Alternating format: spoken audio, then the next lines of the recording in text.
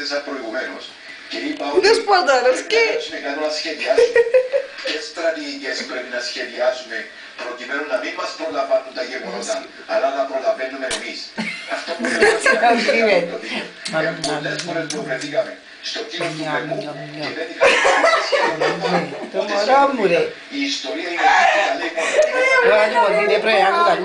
Μα είπαν το πολλά λίγο, όχι πολύ. Ναι, λίγο, εντάξει. Όχι πολλές, λέει ο κύριος Παναγιώτης. Να το φάει ο Γερνάδιος.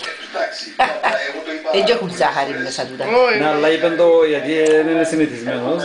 Ναι, να μην παθούν τα έντερα. Εντάξει, ένα-δυο μου τα λούθηκια.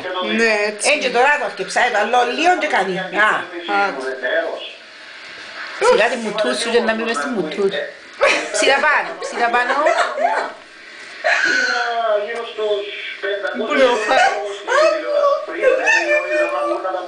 Μάλιστα, να είστε καλά κύριε Παναγιώτη.